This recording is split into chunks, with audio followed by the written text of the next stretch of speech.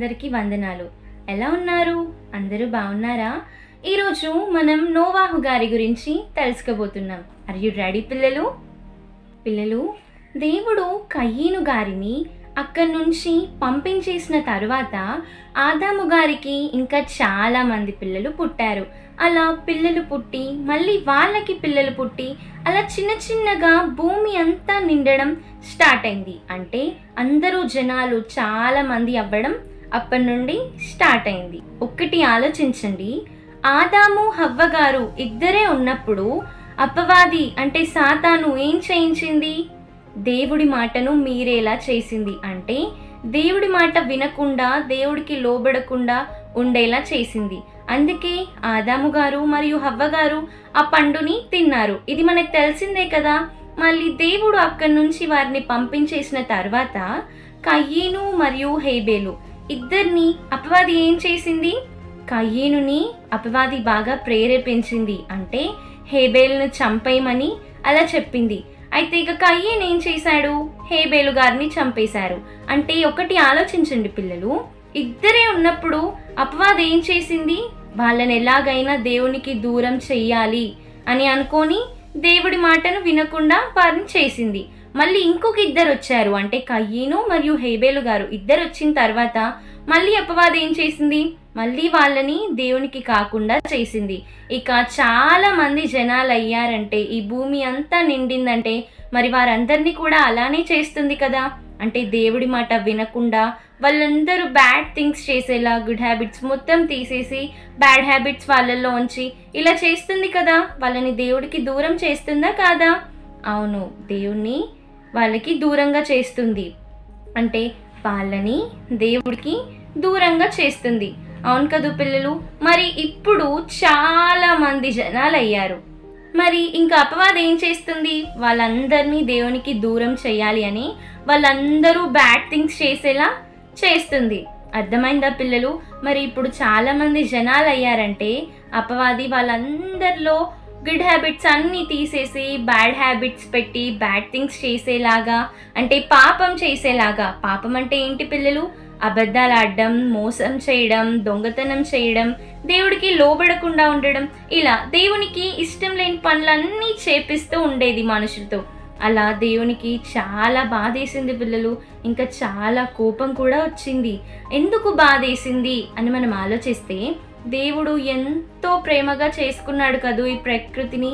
మొత్తం ఆ ప్రకృతిలో ఉన్న కలర్ఫుల్ బర్డ్స్ని, యానిమల్స్ని, ఇన్సెక్ట్స్ని, చెట్లని అన్నిటినీ దేవుడు ఎంతో కష్టపడి ఎంతో ప్రేమతో చేసుకున్నాడు. అవునా?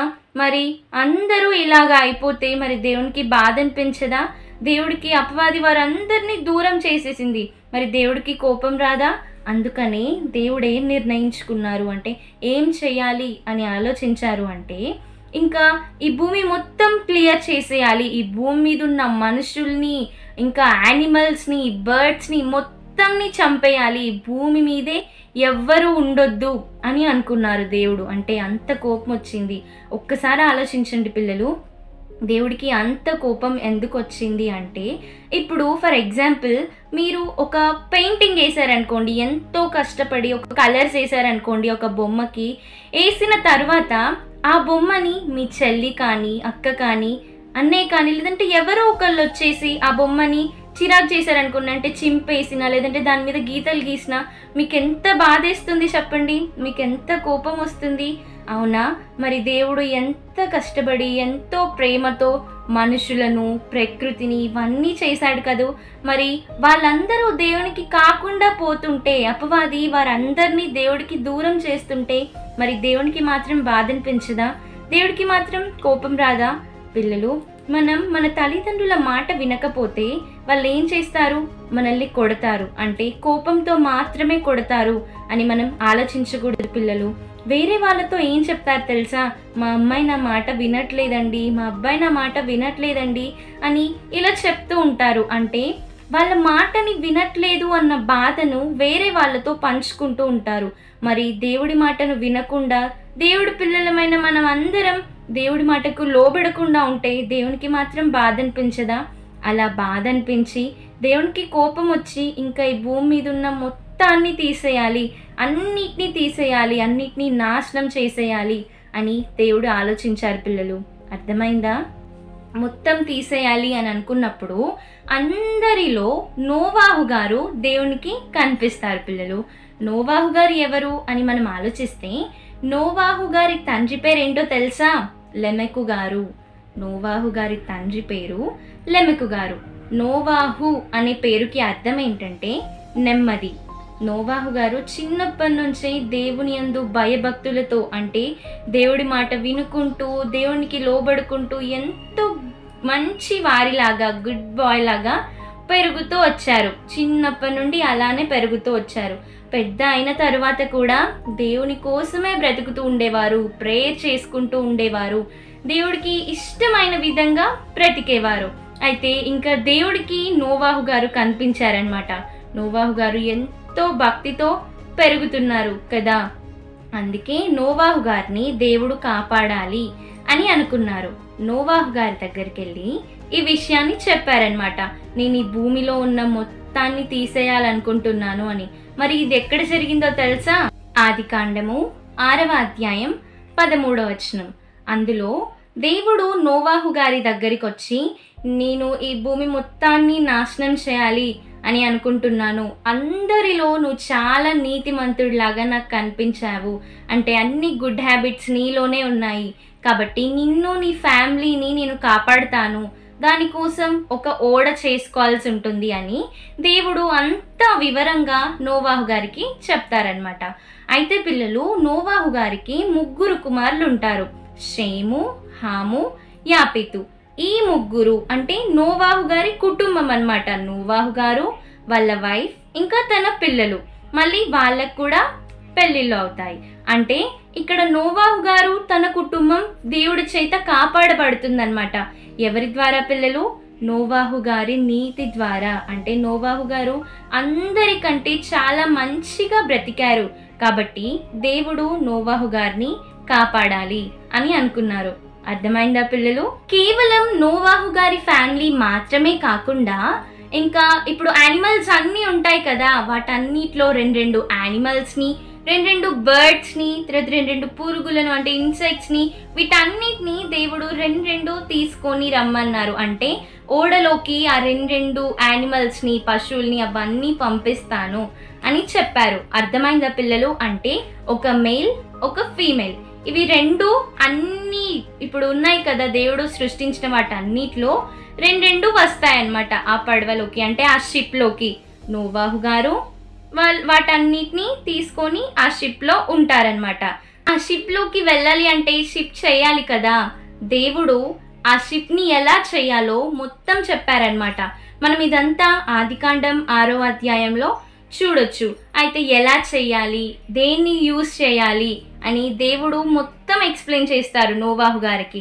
దేవుడు చెప్పిందంతా చెప్పినట్టు నోవాహు గారు చేస్తారు, అంటే చెప్పింది చెప్పినట్టు చేస్తారు. అర్థమైందా పిల్లలు? ఇక్కడ మనం ఏం గ్రహించగలం? నోవాహు గారు దేవుడికి లోబడి ఉన్నారు, అవునా? అంటే ఇప్పుడు ఆ షిప్ అంతా చేసేటప్పుడు చుట్టూ ఉన్న జనాలందరూ ఏమంటారు పిల్లలు? చెప్పండి, ఏం చేస్తున్నాడు, ఇలా చేస్తున్నాడు ఏంటి అని నోవాహు గారి మీద జోక్స్ వేయడం కూడా స్టార్ట్ చేశారు. ఎన్నో మాటలతో నోవాహు గారిని తిట్టేవారు. అంటే ఇలా అందరూ చేస్తూ ఉన్నా నోవాహు గారు మాత్రం దేవుడు చెప్పింది చెప్పినట్టు, అంటే ఇంతమంది ఇన్ని మాటలు మాట్లాడుతున్నా నోవాహు గారు ఏం చేశారు? దేవుడికే లోబడి కేవలం దేవునితోనే వండుకుంటూ, దేవుడికి ప్రేయర్ చేసుకుంటూ, దేవుడు ఏదైతే చెప్పారో అలానే చేస్తూ వచ్చారు. అర్థమైందా పిల్లలు? నోవాహు గారు ఇంకా తన ఫ్యామిలీ మాత్రమే కాక ఇంకా షిప్లోకి 8 మెంబర్స్ కూడా ఎక్కుతారు.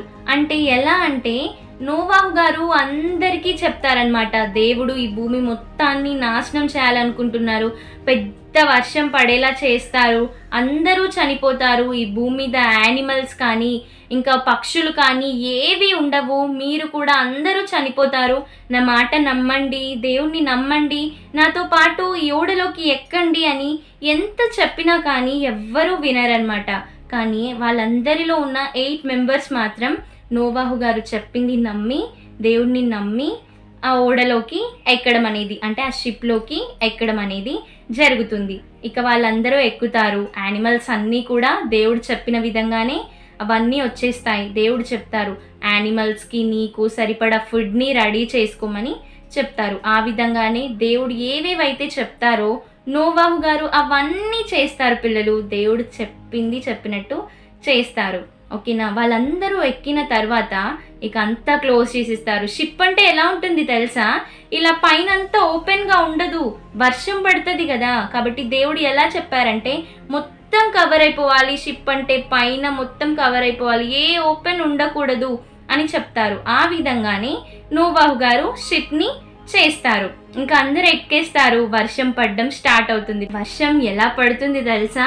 ఇప్పుడు ఇది వర్షాకాలం పిల్లలు, అంటే వర్షం పడుతూ ఉంటుంది. పొద్దున్న సాయంత్రం పడుతూనే ఉంటుంది. మనం ఒక్కొక్కసారి అనుకుంటాం ఏంటి ఎప్పుడు వర్షం పడుతూనే ఉంటుందా, అసలు ఆగదా వర్షం అని అనిపిస్తూ ఉంటుంది. చిన్న చిన్న చినుకులే పడుతుంటాయి, అవునా? ఒక్కొక్కసారి కొంచెం పెద్ద వర్షమే పడుతుంటుంది, పెద్ద పెద్ద సౌండ్స్తో పెద్ద వర్షం పడుతుంది, అవునా? మరి అసలు అప్పుడు వర్షం ఎలా పడింది తెలుసా? ఎంత పెద్ద వర్షం అంటే ఇప్పటి వరకు మనం అలాంటి వర్షాన్ని చూడలేదు.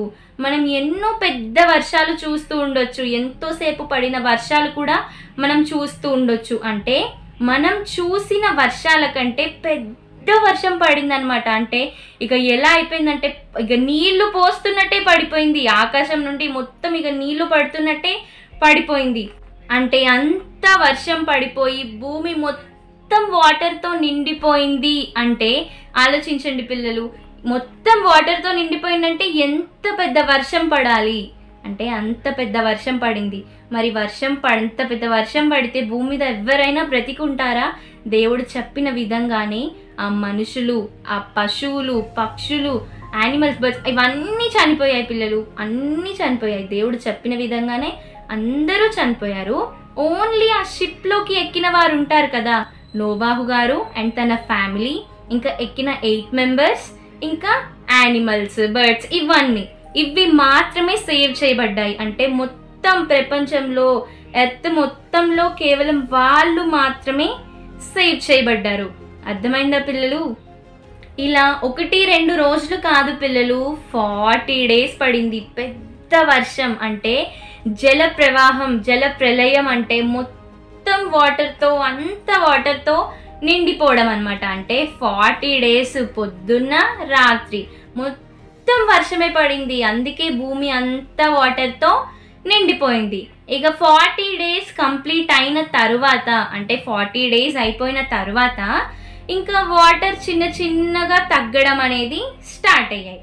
ఇక వాటర్ చిన్నగా తగ్గుతుంటే ఇక అప్పుడు నోవాహు గారు ఏం చేశారు?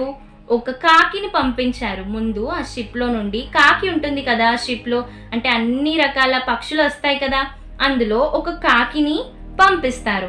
అయితే మరి అది తిరిగి రాదు, ఎందుకంటే ఇక అటు ఇటు అది తిరుగుతూనే ఉంటుంది. కింద అన్ని వాటర్ ఉంటాయి కదా, ఇక అది ఉండడానికి ప్లేస్ లేదు కదా, అందుకే తిరుగుతూ ఉంటుంది. కాబట్టి నోవాహు గారి దగ్గరికి అది తిరిగి రాదు. అయితే ఇంకా మళ్ళీ నోవాహు గారు ఏం చేస్తారు? ఏమైందో, ఎందుకు రాలేదో అని ఒక బ్లాక్ కలర్ పీజియన్ ని పంపిస్తారు. బ్లాక్ కలర్ పీజియన్ అంటే మనం పీజియన్స్ చూస్తుంటాం కదా, అది బ్లాక్ కలర్ పీజియన్ అనమాట. ఓకే, నల్ల పావురాన్ని షిప్ లో నుండి బయటికి పంపిస్తారు. అప్పుడు అదేం చేస్తుంది తెలుసా? అది ఒక చెట్టు, ఒలీవ చెట్టు అన్నమాట. అంటే దానికి ఆకులు ఉంటాయి కదా, ఆ నల్ల పావురం ఏం చేస్తుంది? ఆ ఆకులు ఒకదాన్ని తెంపుకొని నోవాహు గారికి చూపిస్తుంది అనమాట. అప్పుడు ఏమనుకుంటారు? ఓ, అంతా వాటర్ తగ్గిపోయాయా, చెట్లు కూడా పైకి లేసాయి, అంటే భూమి కొంచెం ఎండిపోవడం స్టార్ట్ అయింది, భూమి పైకి రావడం స్టార్ట్ అయింది, నీళ్లు తగ్గిపోవడం స్టార్ట్ అయ్యాయి అని అనుకుంటారు. ఓకేనా పిల్లలు? తర్వాత మళ్ళీ 7 days తర్వాత అదే నల్ల పావురాన్ని నోవాహు గారు పంపిస్తారు. పంపించిన తర్వాత ఇంకా అది తిరిగి రాదు. ఎందుకు అంటే ఇక భూమి మొత్తం ఎండిపోయింది, అంటే వాటర్ అన్ని తగ్గిపోయాయి, భూమి కనిపించింది, చెట్లున్నాయి, ఇంకా మళ్ళీ అది ఎందుకు తిరిగి వస్తుంది? ఇక నోవాహు గారికి అర్థమైపోతుంది ఇంకా భూమి మీద అన్ని వాటర్ తగ్గిపోయాయి అన్నమాట అని ఆగి ఇంకొక 7 days ఆగి ఆ తర్వాత దేవుడు చెప్తారు, ఇక బయటికి రండి మీరు అని. ఆ షిప్ వెళ్ళి ఒక కొండ మీద ఆగడం అనేది జరుగుతుంది. ఆ కొండ పేరు అరారాతు కొండ. ఆ కొండ మీద ఆగుతుంది షిప్. ఇక అందరూ కిందకి దిగుతారు. యానిమల్స్ అన్నీ బయటికి వస్తాయి, పక్షులన్నీ బయటికి వస్తాయి. నోవాహు గారు, తన ఫ్యామిలీ, ఇంకా మిగిలిన 8 మెంబర్స్ వాళ్ళందరూ షిప్లో నుండి బయటికి వస్తారు. ఇంకా కొత్తగా ఉంటుందన్నమాట అంతా. ఇంకా వాళ్ళే ఉంటారు కదా, ఇంకా భూమి మీద ఎవ్వరూ బ్రతికి ఉంటారు, అందరు చనిపోతారు. ఓన్లీ వీళ్ళు మాత్రమే బ్రతికి ఉంటారనమాట. అప్పుడు అంతా కొత్తగా ఉంటుంది, అవునా? అయితే తర్వాత నోవాహు గారు ఏం చేస్తారు అంటే, ఒక పక్షుల్లో ఒక పక్షిని తీసుకొని దేవునికి దహన బలిగా అర్పిస్తారు. నోవాహు గారు దేవునికి దహన బలి అర్పించిన తరువాత ఇంకా దేవుడు ఏం చెప్తారు తెలుసా? ఇంకా నేను ఎవరిని చంపేయను, ఇంకా నేను ఇలా మళ్ళీ ఇంకొకసారి 40 days వర్షం కురిసేలాగా, మళ్ళీ భూమి మొత్తం నాశనం చేసేలాగా అస్సలు చెయ్యను అని దేవుడు చెప్తారు పిల్లలు. ఇంకా ఇలా చెప్పిన తర్వాత దేవుడు ఒక గుర్తుని పెట్టుకుంటారు. ఆ గుర్తేంటో తెలుసా? రైన్బో. మనం వర్షం పడిన తర్వాత అప్పుడప్పుడు రైన్బో మనం చూస్తూ ఉంటాం. అసలు ఆ రైన్బో ఎందుకు వచ్చింది? దేవుడు గుర్తు పెట్టుకున్నాడు ఆ రెయిన్బోని. అంటే అది చూసినప్పుడల్లా మనుషుల్ని నేను అసలు ఈ భూమి మీద నుండి నాశనం చేయొద్దు, ఈ భూమి మొత్తాన్ని నేను మళ్ళీ పెద్ద వర్షాలతో నాశనం చేయొద్దు అని దేవుడు అనుకున్నాడు. అందుకనే అప్పటి నుండి ఇప్పటి వరకు 40 days ఎప్పుడైనా వర్షం పడిందా మీకు తెలుసా? ఇంకా పడదు కూడా. ఎందుకంటే దేవుడు అప్పుడే డిసైడ్ అయ్యారు. ఒక రెయిన్బోని దేవుడు గుర్తుగా పెట్టుకున్నాడు. రెయిన్బో ఎలా ఉంటుంది? కలర్ఫుల్గా ఉంటుంది, అవునా? అన్ని కలర్స్ ఉంటాయి. అది చూసినప్పుడల్లా ఇక దేవునికి గుర్తొస్తుంది పిల్లలు. మరి రెయిన్బో ఎప్పటి నుండి స్టార్ట్ అయిందని మీకు ఎవరికైనా డౌట్ వచ్చిందా? అప్పటి నుండే స్టార్ట్ అయింది. దేవుడు గుర్తు పెట్టుకున్నాడు ఆ రెయిన్బోని. అప్పటి నుండి ఇక రెయిన్బో రావడం అనేది స్టార్ట్ అయింది. ఇంకా అక్కడి నుండి ఆ షిప్లో నుండి నోవాహు గారు, తన ఫ్యామిలీ 8 మెంబర్స్, ఇంకా అన్ని యానిమల్స్, బర్డ్స్ అక్కడి నుండి చిన్నగా వెళ్ళిపోయి మళ్ళీ భూమి అంతా అవి చాలా మంది అయిపోతాయి. అంటే ఇప్పుడు చాలా యానిమల్స్ అయిపోతాయి. ఇంకా నోవాహు గారు వాళ్ళ పిల్లలు, మళ్ళీ వాళ్ళ పిల్లలు, ఇంకా ఇలా ఉంటూ ఇంకా చాలా మంది అయిపోతారు. నోవాహు గారి గురించి అర్థమైందా పిల్లలు? మరి దీని నుండి మనం నేర్చుకోవాల్సిన పాఠాలేంటో ఇప్పుడు చూద్దాం. Are you ready? భూమి మీద ఉన్న వారందరూ బ్యాడ్ థింగ్స్ చేస్తున్నారని దేవుడు బాధపడ్డారు కదా. మరి దేవుడిని బాధ పెట్టే పిల్లల్లాగా మనం అస్సలు ఉండకూడదు. అర్థమైందా? అంటే మరి ఎలా ఉండాలి? అన్ని గుడ్ హ్యాబిట్స్తోనే దేవుడికి ఇష్టమైన విధంగా మనం ఉండాలి. ఇది ఫస్ట్ పాయింట్. ఇంకా సెకండ్ పాయింట్ ఏంటి అంటే, నోవాహు గారి చుట్టూ ఎంతమంది బ్యాడ్ థింగ్స్ చేస్తున్నా నోవాహు గారు మాత్రం దేవుడికి ఇష్టమైన విధంగానే బ్రతికారు. దేవుడికే ప్రేయర్ చేసుకుంటూ అన్ని గుడ్ హ్యాబిట్స్తో నోవాహు గారు ఉన్నారు. కాబట్టి మన చుట్టూ కూడా ఎంతమంది బ్యాడ్ థింగ్స్ చేసినా, బ్యాడ్ హ్యాబిట్స్ ఉన్నా మనం ఏం చేయాలి? దేవుడికి ఇష్టమైన విధంగానే మనం బ్రతకాలి. ఓకేనా పిల్లలు? ఇది సెకండ్ పాయింట్. ఇక థర్డ్ పాయింట్ ఏంటి అంటే, నోవాహు గారు తన కుటుంబాన్ని మాత్రమే రక్షించుకోకుండా ఇంకా మిగిలిన 8 మెంబర్స్ని కూడా రక్షించారు. అంటే అందరికీ చెప్పారు, వాళ్ళల్లో 8 మెంబర్స్ రక్షింపబడ్డారు. అంటే దానిని నమ్మారు. సో మనం కూడా మనకి తెలిసిన వాళ్ళకి, మన రిలేటివ్స్కి, మన ఫ్రెండ్స్కి, వీళ్ళందరికీ దేవుడి గురించి చెప్పామనుకోండి, దేవుడు చాలా హ్యాపీగా ఫీల్ అవుతారు, వాళ్ళు కూడా రక్షింపబడతారు. ఇక ఫోర్త్ పాయింట్ ఏంటి అంటే, మనమంటే దేవుడికి ఎంత ఇష్టం పిల్లలు. అందుకే ఇంకెప్పుడు అంత 40 days వర్షాలు రాకుండా, అంటే భూమిని మొత్తం ఇంకా నాశనం చెయ్యొద్దు అని దేవుడు ఏం చేశారు? ఒక రెయిన్బోని గుర్తుగా పెట్టుకున్నారు, అవునా? మరి దేవుడు అంత మనల్ని ప్రేమిస్తుంటే మనం కూడా దేవుడిని తిరిగి ప్రేమించాలి కదూ. దేవుడికి ఇష్టమైన విధంగా మనం అందరం ఉండాలి కదూ. కాబట్టి ఇప్పటి నుండి మనం అందరం good boys and good girls లాగా దేవుడిని అస్సలు బాధ పెట్టకుండా, దేవుడికి లోబడి, మన పేరెంట్స్కి లోబడి, దేవుడికి ఇష్టమైనట్టు ఉందాం. ఓకేనా పిల్లలు? అర్థమైందా మీ అందరికీ నోవాహు గారి గురించి? ఓకే, మరి ఇంకా ఎన్నో ఆసక్తికరమైన విషయాలతో మళ్ళీ కలుద్దాం. అందరికీ వందనాలు.